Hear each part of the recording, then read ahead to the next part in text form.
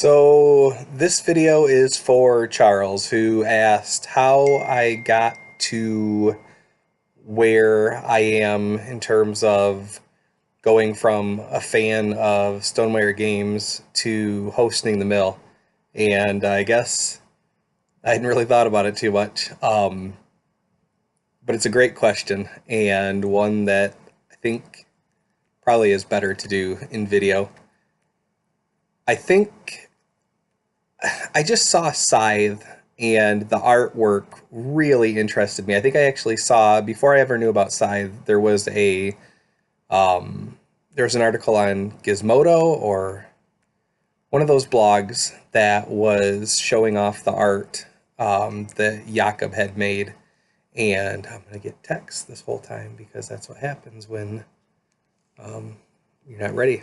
But anyway, I saw the art that Jakob made, and it was really something. It really kind of got the imagination running and got me thinking about Scythe, and I liked it. I haven't been playing board games very long. I had a friend who got into it or was into it and talked to me about it, and it was really fascinating. And I started buying, I think about like Ticket to Ride or something like that, and it was not Monopoly, right? So that kind of got me, I guess, sent me down the rabbit hole or whatever, and fascinated by Scythe's art really more than gameplay because I didn't really know about the game yet.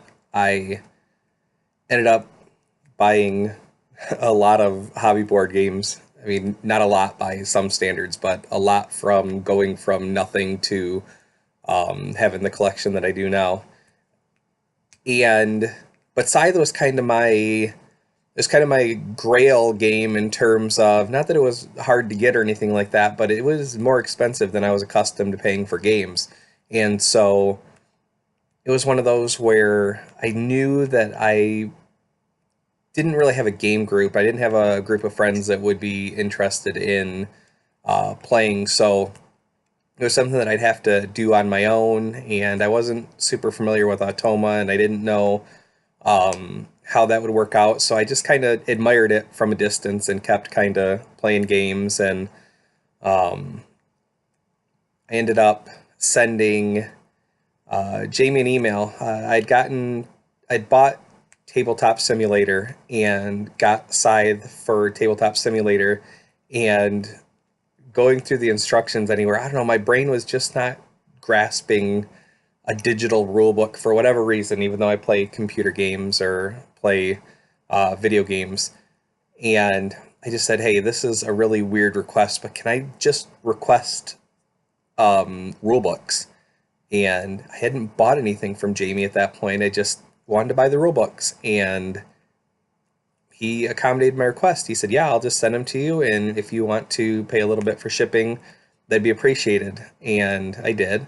And that's kind of how I got started with Scythe and with Stonemaier. That was my first experience with Scythe and with Jamie, was that interaction right there. And even then, it kind of took me by surprise that this creator was willing to help somebody who was not even a customer of their game. That really impressed me. And eventually, I played enough games of Scythe online that I was gonna go ahead and bite the bullet and ask for it.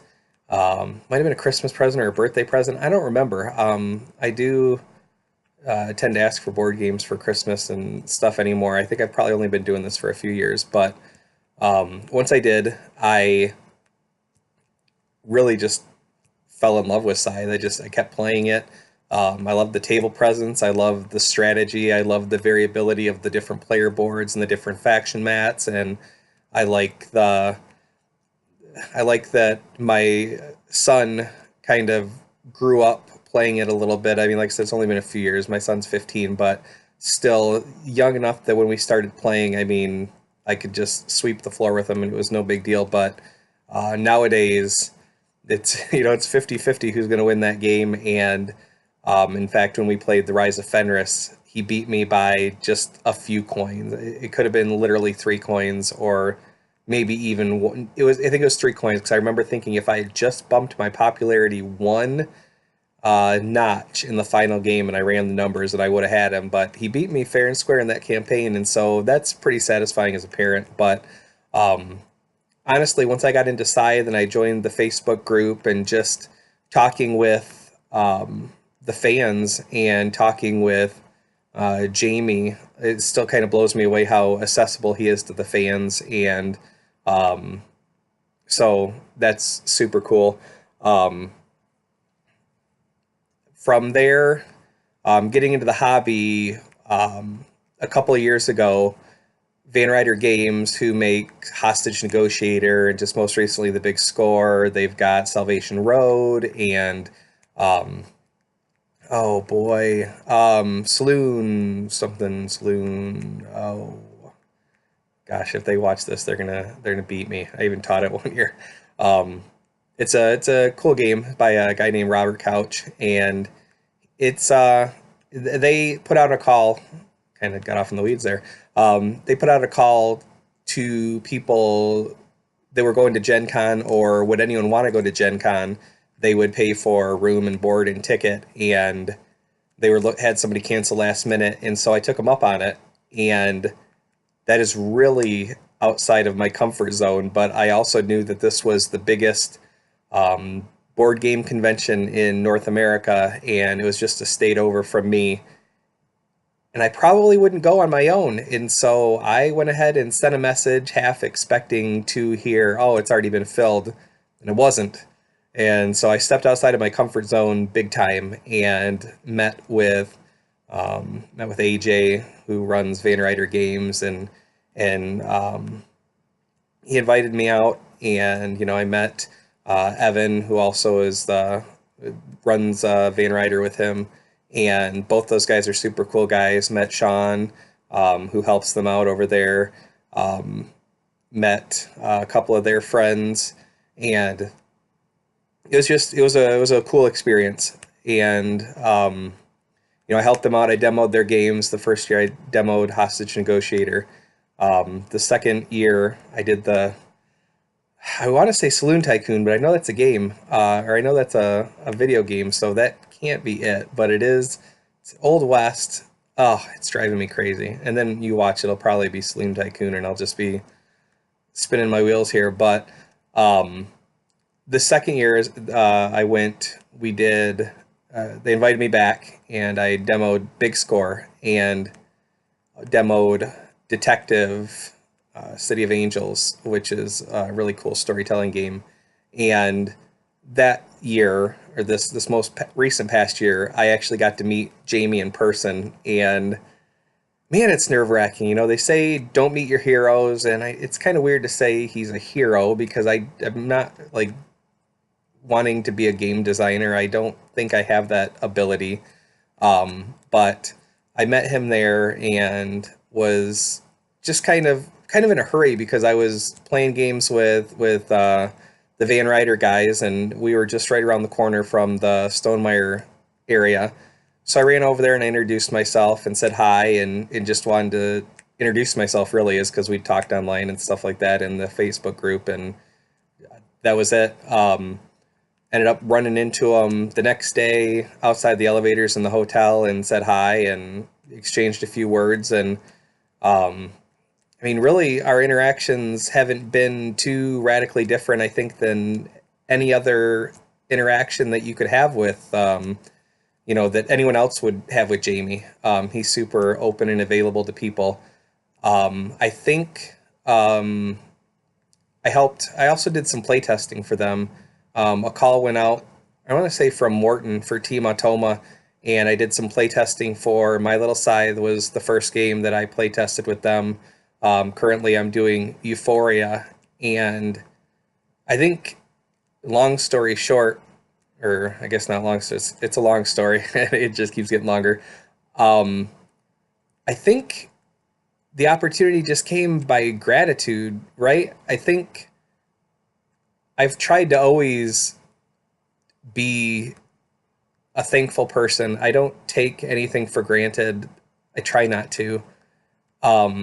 If someone does right by me, I'm very thankful for that. And I think even in dealing with Morton, maybe especially, I tell him all the time, if I send in a question, or I send him a question about, some rule or something in the automa, and, he responds back and I say, thank you. And he always responds back with, no, no, don't thank me. You're helping us out. You are, you're playtesting a game or whatever. And it just feels completely foreign to not say thank you when somebody does something for me. And so I still do, and maybe it drives him crazy, I don't know, but if I have a question and he has an answer, then I thank him. And we have a deadline for the Euphoria playtesting, and I needed to get another game in, but I didn't think I was going to get it in time. And I sent him a message and I just apologized, because I mean, they need playtesters to give timely results, right? And so I didn't think I was gonna make it, and so I just sent him a note, and he said, it's not a problem. You're doing us a solid. So life happens. Life's always most important, and I mean that's super obvious, right? I mean, you can't really expect somebody to do stuff for free and then be kind of a jerk if they can't help you in the respect that you need help. But at the same time, if you make a commitment, I think you should try and meet that commitment as best you're able. And so I think my experiences with Morton have been a lot of me being thankful for the opportunity to play test, because I think it's fun sometimes to see stuff before it's fully cooked. In my little side, there was a forum, and I gave a lot of feedback. And after the fact, Morton sent me an email, and he was almost apologizing to me, and he's like, listen, I can only have so many co-designers listed, and I just wanted to let you know, when you see this final rule book and your name isn't listed as a co-designer, that it's not a slight. And I appreciate everything you did, and it never even occurred to me at all that would be a possibility. Is I was just giving feedback because I wanted the game to be the automa to be as good as it possibly could. So it was never a wanting to see my name in a certain title or whatever. It was super cool just to play it and be a part of the conversation. And um these, I don't know if all game designers, or it's just talking with Jamie, or with AJ, or with Evan, or just going to Gen Con with these designers and these people that make games, and listening to them talk about this subject that they're really impassioned about. It's fascinating. They're so knowledgeable, and they're so smart. And it's interesting, if I come up when it came up with an idea, and they're like, that I understand where you came from. This is why that might not work. And you don't even really think about how, if you tweak A, what the effect is to B and C. And so it's just been a learning process for me, and it's been so fun to pick the brains of these guys and just to be able to talk to them. And like I said, I keep saying thank you, and I keep appreciating the opportunities that I'm being given. And when Jamie came to me about the mill, he said that he had an idea for a channel, and he wanted to sponsor a channel that was focused on Stonemaier stuff. He didn't want any kind of he doesn't tell me what to do with the channel. He doesn't tell me what to do the shows on. Of course, I send him emails and say, hey, I've been batting around this idea, or whatnot, and just see if he likes the idea, or if maybe he wants to contribute something.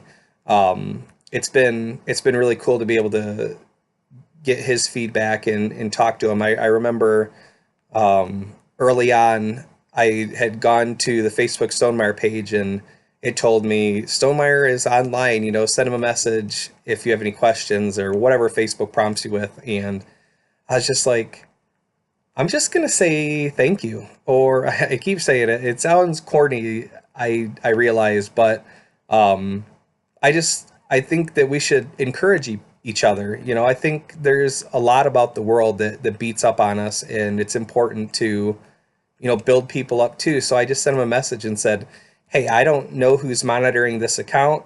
I just want you to know that your games have brought me a lot of joy, and that I hope you're having a great day, and I hope you have a great weekend, and just thanks. And that was the gist of the message. It was short and just really a keep doing great, pat on the back kind of deal.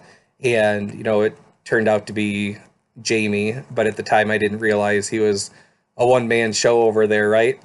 And so that was a first shot at talking to him, and it kind of blew me away that I was interfacing directly with him 101. But I guess back to the mill in that roundabout way. Um, he had this idea for the show, and he must have been talking to Morton about it, because Morton said, have you talked to Dusty? And when Jamie had mentioned, when Morton had brought up my name, he thought, yeah, that'd be perfect. And um, no, geez, sorry. Um, he brought up my name, and Jamie thought it was a great idea. So he kind of pitched the idea, told me what he had in mind for the channel, or what he was looking to sponsor, and wondered if I'd be interested in the opportunity. And I don't speak on camera, in case you couldn't tell, all my ands and my ums and my buts, and I'm not necessarily comfortable in front of a camera. I'm comfortable talking, but not necessarily to a camera. I tend to ramble, as you can tell, and it was a challenge. And I've just had so much luck in this area, kind of stepping outside my comfort zone in terms of getting to hang out with the Van Ryder guys, and went to an industry. AJ invited me to an industry meeting with Panda, and I ended up bumping into Hobie and talked to Hobie for a while. And um, I think I just missed Jamie at the party. I saw him standing there talking to Ryan Lockett and Hobie, and it's just like, what is this life I'm living? Like, I'm a nobody, right? I play board games, and I enjoy this hobby, and these people around me are somebodies, and AJ's a somebody, and Evan's a somebody, and I'm playing games with these somebodies, and they're inviting me out to lunches, and they're bringing their friends, and here's this guy from CMON. I don't know who he is. Here's someone else from BGG. I don't know who they are. We're getting introductions, and they're like, oh, what game did you work on? And I'm like, man, I'm a nobody here. I'm just the help. And I think probably maybe a little self-depreciation, and a little bit of humility maybe endears me a little bit to those people. I don't know. I don't know what the reason is that I have been, blessed, or been, stumbling into these opportunities, but man, am I ever grateful. It's been a lot of fun, and stepping out of my comfort zone has proved to provide a lot of opportunities for me here. And the mill is just one more example. Jamie offered it, and I thought, well, that sounds terrifying. And it was, and it still is.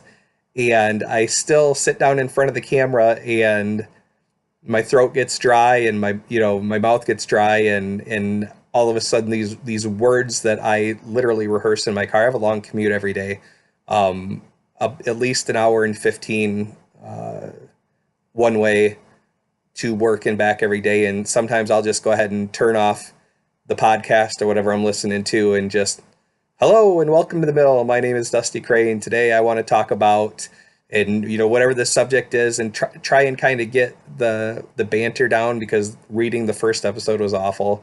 And so I think that's what it is. It's just, I've been lucking into it.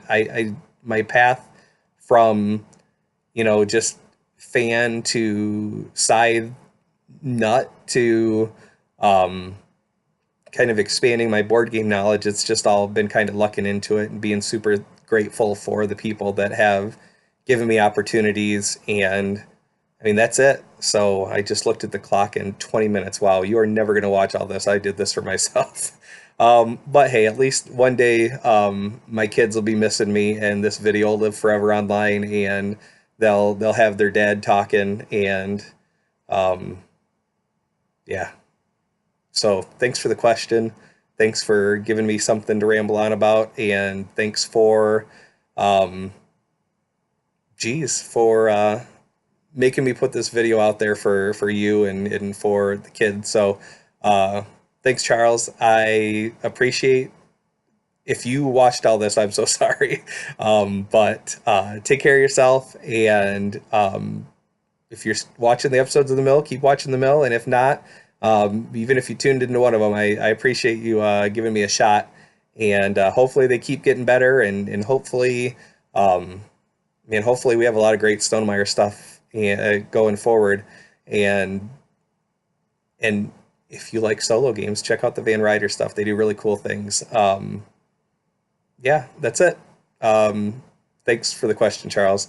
Take care.